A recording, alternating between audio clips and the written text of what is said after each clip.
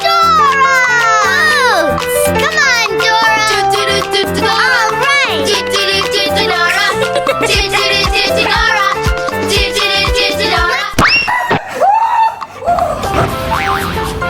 Wahai anak-anakku, marilah kita menjejaki dunia ini yang penuh dengan onak dan duri. Marilah kawan-kawan, manusia kan makhluk yang paling rasional. Betul.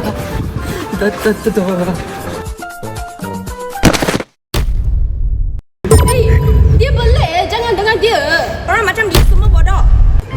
Kenapa semua marah pula? Tak betul. Logic error. Generalization alert. Kenapa anak Amal ni? Takut sangat lah. Kita nak lari, siapa nak lari? Apa ni? Isu boycott Malaysia. Apa ni? Siapa sini balik sangat lah. Apa ni?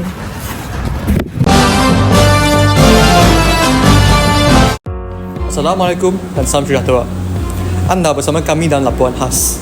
Hari ini, kita akan membincangkan fenomena gelombang boycott 2023 serta bagaimanakah falasi logik seperti hasty generalization dan ad hominem mempengaruhi reaksi masyarakat Malaysia.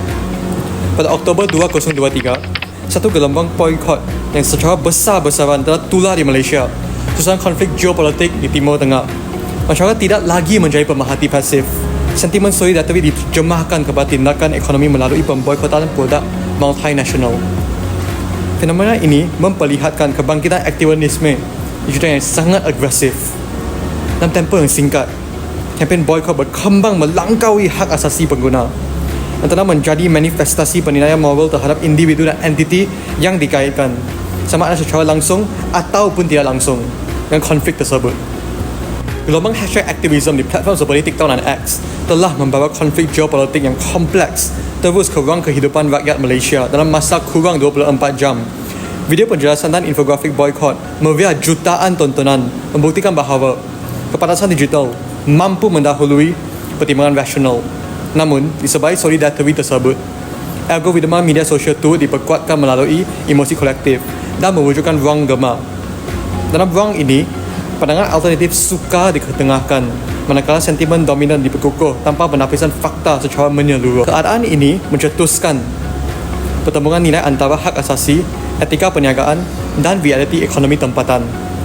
Banyak syarikat yang diboikot sebenarnya beroperasi melalui model franchise, di mana pemilik tempatan tidak mempunyai kawalan terhadap dasar global syarikat induk. Namun, dalam suasana syarat emosi, maklumat secara lengkap tetap membentuk persepsi yang sangat kuat. Akibatnya, analisis geopolitik yang sepatutnya matang digantikan dengan reaksi emosi kolektif yang reaktif. Ribuan pekerja tempatan yang bergantung kepada operasi perniagaan tersebut turut terkesan, meskipun mereka tidak terlibat dalam sebarang operasi tersebut. Keinginan untuk menghukum kini sering mengatasi keperluan untuk berhujah secara rasional dan beretika. Apa yang kita saksikan bukan sekadar perdebatan media sosial, tetapi satu ujian terhadap kematangan intelektual masyarakat dalam era manipulasi maklumat digital. Mengalami analisis ini, isu boikot 2023 perlu diteliti melalui lensa epistemologi logik bagi membedah distorsi pemikiran masyarakat. Senario ini memaparkan kemunculan falasi tidak formal yang bukan sekadar mencemari hujah, malah meruntuhkan asas kewasaran intelektual kita menerusi kehadiran hasty generalization dan ad hominem. Oleh itu, apakah maksud kedua-dua falasi itu? Secara terminologi, hasty generalization atau generalisasi terburu-buru ialah malapetaka logik apabila kesimpulan luas dibina daripada bukti terhad dan tidak memadai.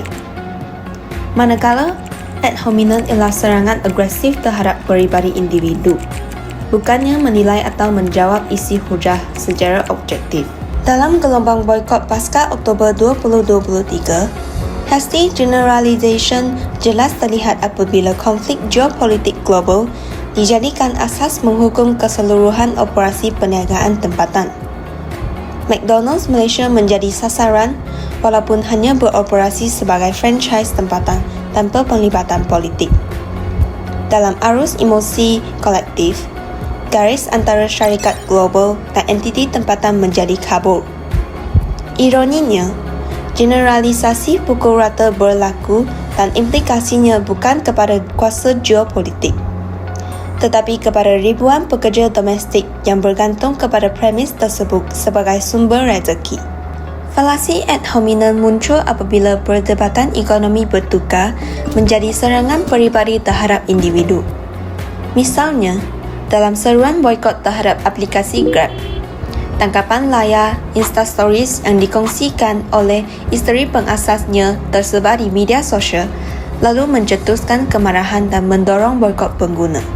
Kehidupan peribadi dijadikan hujah, manakala realiti korporat diketepikan. Perdebatan tentang dasar dan impak sebenar tergelam dalam kecaman peribadi.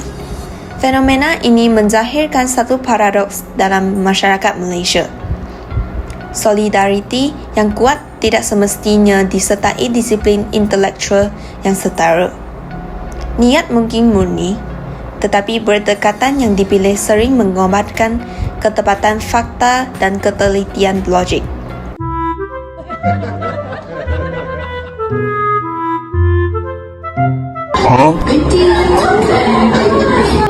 Tiga ni, diorang menari macam tu. Semua orang menangis macam ni confirm lah bodoh. Tapi orang membesar nanti, tak ada masa depan. Jadi huru-hara. Ya betul. Aku pun rasa semua orang yang buat gaya macam tu memang tidak ada disiplin. Confirm tak ada masa depan. Hanya berdasarkan satu video berdurasi 15 saat, mereka telah menjatuhkan hukum mula ke atas ribuan individu lain. Inilah realiti pahit yang kita hadapi hari ini. Secara ringkas, minda kita cenderung mencari cara mudah untuk menilai situasi kompleks dan ekosistem digital masa kini sering memperkuatkan kecenderungan itu. Mari kita lihat beberapa faktor utama yang memacu penggunaan hasty generalization dalam wacana kini.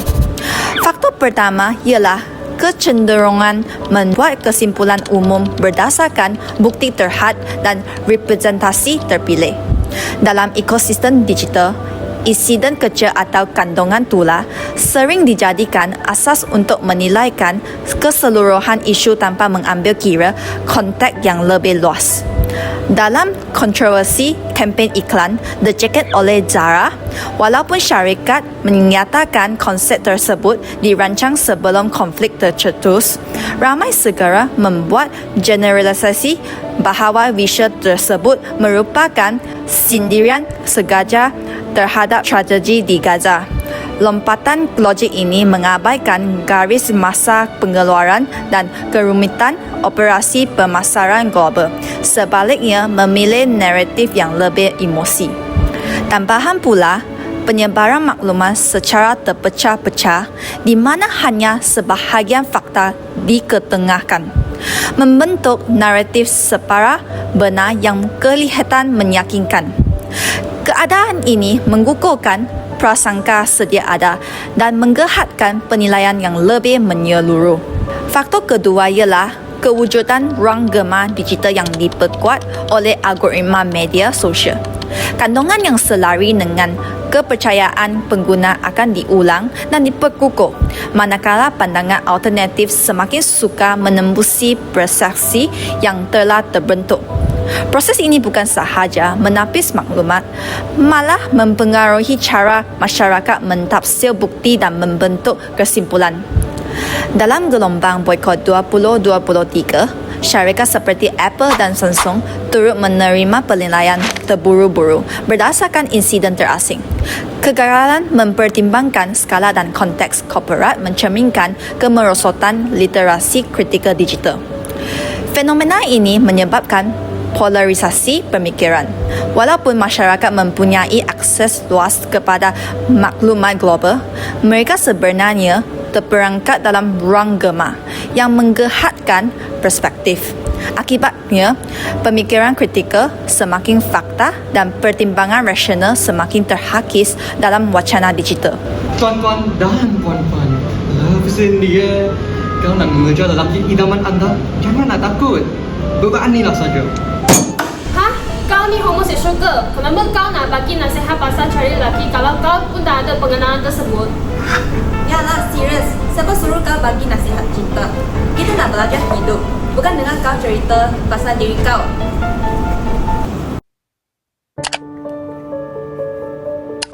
Fenomena ini bukan sekadar hiburan atau drama di kelas yang mencerminkan kecenderungan masyarakat untuk menyerang peribadi pihak lain dalam konteks digital, bukannya menilai hujah secara rasional. Berdasarkan pengamatan ini, kita boleh mengenal pasti beberapa faktor utama yang memacu penggunaan falasi ad hominem dalam wacana digital kini. Salah satu faktor utama yang mendorong serangan peribadi dalam wacana digital ialah anonimitas serta kekurangan accountability pengguna.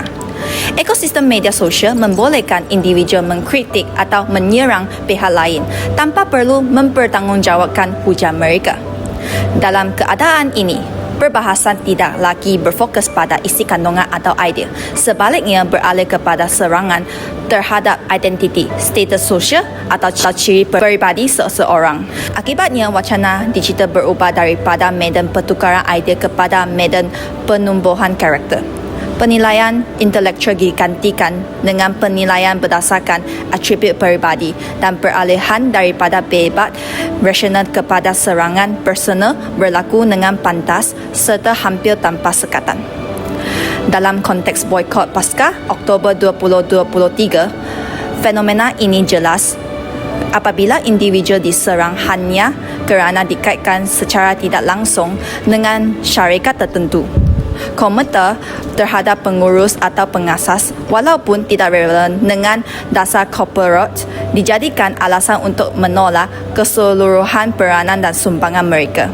Ini menunjukkan bagaimana anonimitas digital membuka ruang kepada serangan peribadi sebagai jalan pintas untuk menyokong naratif dominan. Faktor kedua ialah polarisasi emosi dan moral. Isu kontroversi cenderung mencetuskan reaksi emosi yang kuat dan impulsif dalam masyarakat digital. Dalam suasana ini, individu menyerang pihak lawan berdasarkan identiti atau latar peribadi mereka, bukan berdasarkan hujah. Fenomena ini diperkuat melalui penyebaran meme, tangkatan skrin dan video yang menghina, yang digunakan untuk mengukur naratif tertentu. Dalam konteks boikot global, ada individu dijadikan sasaran kerana hubungan keluarga, pelampiran atau posting peribadi yang tidak berkaitan langsung dengan polisi syarikat. Keadaan ini memperlihatkan bagaimana pertimbangan moral yang subjektif dan emosi kolektif menguasai wacana. Masyarakat merasa berhak menghakimi individu secara terbuka, sehingga integriti perdebatan merosot dan serangan ad hominem menjadi strategi yang dominan dalam perbincangan digital. Penggunaan kedua-dua falasi ini bukan sekadar kesilapan berhujah, tetapi turut merobek fabrik intelektual dan etika masyarakat. Apabila logik tunduk kepada emosi, natijanya bukan sekadar salah faham, tetapi kemerosotan peradaban pemikiran.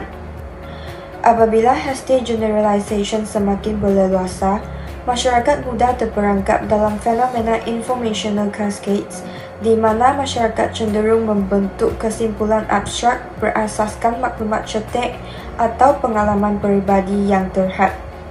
Dari sinilah lahirnya epistemik miopia, sejenis rabun ilmu yang mengecilkan pandangan terhadap realiti apabila data anekdot dijadikan rujukan utama dan pandangan alternatif diabaikan. Di Malaysia, kesannya terlihat melalui budaya pelebelan terhadap institusi pendidikan atau kelompok profesional. Kesilapan etika atau sikap kurang sopan segelintir graduan sesebuah universiti dalam video temu bual kerja yang tulas sering membawa kepada hukuman kolektif terhadap seluruh alumni institusi tersebut. Polarisasi ini menutup ruang dialog rasional kepada perbezaan pendapat tidak lagi dinilai secara objektif. Sebaliknya dipengaruhi sentimen massa dan jumlah tontonan di media sosial. Lebih membimbangkan ialah kemahiran analisis kritikal semakin merosot. Menurut Daniel Kahneman, dominasi hasty generalization menandakan kemenangan mutlak sistem satu, iaitu corak pemikiran pantas, intuitif dan dipacu emosi. sehingga menggelamkan sistem dua yang analytical dan rasional. Implikasinya, masyarakat berevolusi menjadi cognitive misers yang cenderung menggunakan jalan pintas mental untuk menilai sesuatu isu.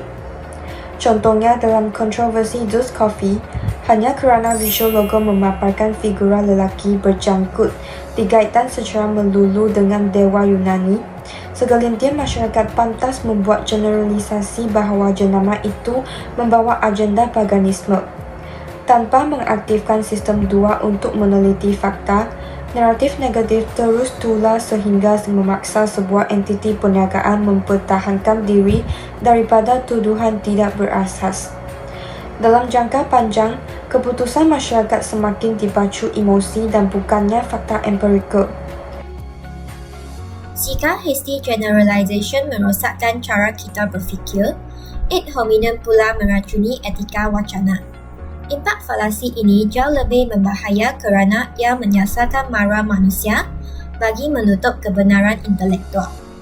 Dalam ekosistem digital kontemporari, ad hominem berfungsi sebagai strategi red herring yang licin.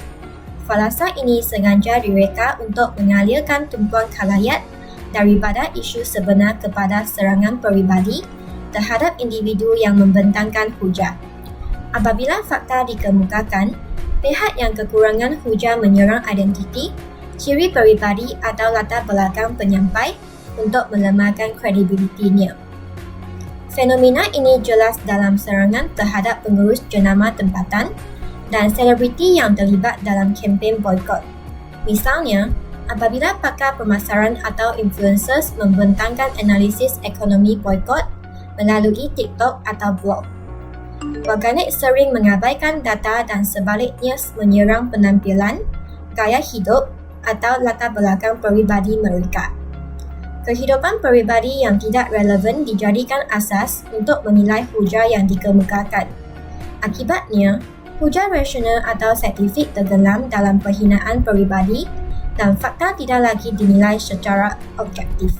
Lebih parah lagi, serangan peribadi di media sosial menyebabkan budaya moral grandstanding, di mana kencaman dilakukan bukan demi kebenaran, tetapi untuk mempamerkan kecucian moral palsu. Budaya toksik ini telah merendahkan darjah intelektualisme kita daripada perdebatan idea kepada penghakiman awam yang mendulu. Natijanya, atmosfera penuh kebencian ini melahirkan chilling effect atau kesan pembungkaman yang membimbangkan. Fenomena ini jelas apabila pekerja Starbucks atau McDonald Malaysia diancam dengan doxing atau pembongkaran maklumat peribadi hanya kerana menjalankan tugas mencari rezeki. Tokoh akademik seperti Profesor Dr. Muhammad Nazari Ismail turut menjadi sasaran serangan peribadi walaupun hujahnya berasaskan kepakaran. Apabila emosi mengatasi fakta, norma anti-intelektual mula terbentuk dan wacana awal akhirnya dipacu oleh amok emosi kolektif yang melemahkan budaya ilmu. Untuk memahami fenomena falasi logik dengan lebih mendalam, kita akan meneliti perkara ini bukan sekadar sebagai contoh wacana digital, tetapi sebagai cerminan prinsip sains dan pemikiran kritikal dalam silibus falsafah isu semasa. Dalam isu boikot 2023, kegagalan membina hujah rasional sering berpunca daripada pengabaian premis yang sahih dan kontekstual. Falasi hasty generalization muncul apabila tindakan satu cawangan atau entiti global dianggap mewakili keseluruhan operasi syarikat, walaupun struktur franchise dan polisi tempatan berbeza. Sementara itu, ad hominem menukarkan perdebatan ekonomi kepada serangan peribadi terhadap individu yang terlibat, tanpa menilai hujah atau data yang dibentangkan. Akhirnya, penanggulan rasional tergugat dan masyarakat lebih dipantu emosi serta persepsi viral daripada analisis kritikal. Dari sudut epistemologi, hasty generalization berpunca daripada kegagalan memverifikasi maklumat di media sosial. Berita tular, tanggapan skrin atau video pendek sering diterima sebagai kebenaran tanpa pengesahan, lalu mencetuskan krisis epidemik apabila emosi dan naratif pantas mengatasi fakta sebenar. Masyarakat mudah mempercayai takwaan terhadap syarikat atau individu tanpa menilai kredibiliti sumber. Fenomena ini menegaskan prinsip justified true belief, iaitu kebenaran hanya wujud apabila maklumat disahkan, berasas dan dinilai secara kritikal. Secara psikologi, manusia cenderung membuat generalisasi untuk memahami situasi. Namun, apabila emosi dan bias kognitif menguasai, kesimpulan mudah dipengaruhi naratif baru. Dari perspektif sosiologi, tekanan kumpulan dan budaya ikut arus di media sosial mendorong serangan peribadi pihak lain demi sokongan majoriti, sekaligus menormalisasikan hashtag generalization dan ad hominem, mempolarisasi pemikiran dan mengecilkan ruang dialog rasional dalam masyarakat digital. Falsafah menuntut pemikiran rasional, adil dan beretika sebelum membuat penilaian. Namun budaya generalisasi dan serangan peribadi di media sosial mencerminkan kegagalan menghayati nilai falsafah. Dalam konteks boikot 2023, individu atau cawangan sering dihukum tanpa penelitian fakta. Fenomena ini menegaskan bahawa kesejahteraan intelektual lahir daripada pemikiran kritikal, kesedaran etika dan keupayaan memisahkan fakta daripada emosi. Sebagai intihannya, fenomena boykot 2023 merupakan epicentrum kepada krisis intelektual yang kian meruncing, di mana amok emosi kolektif telah menggelamkan saur rasionaliti masyarakat. Kegagalan logik seperti hasty generalization dan ad hominem bukan sekadar anomali teknikal dalam berhujah, malah ia adalah bawah regresi yang mencetuskan atrofi kognitif, sekaligus meruntuhkan etika dan kematangan pemikiran kolektif kita secara sistemik. Apabila naratif itulah didewakan sebagai kebenaran mutlak tanpa proses tabayun, tidak sebenarnya sedang melakukan devaluasi yang zalim terhadap keadilan dan ilmu. Maka, metamorfosis radikal daripada reaksi impulsif kepada respons rasional adalah satu imperatif peradaban yang tidak boleh ditawar lagi. Tuan-tuan dan puan-puan, bersatu kita teguh, bercerai kita roboh. Kita memerlukan pengukuhan aspek yang sangat menyeluruh dan membina sebuah masyarakat digital yang berintegriti. Sekian, terima kasih.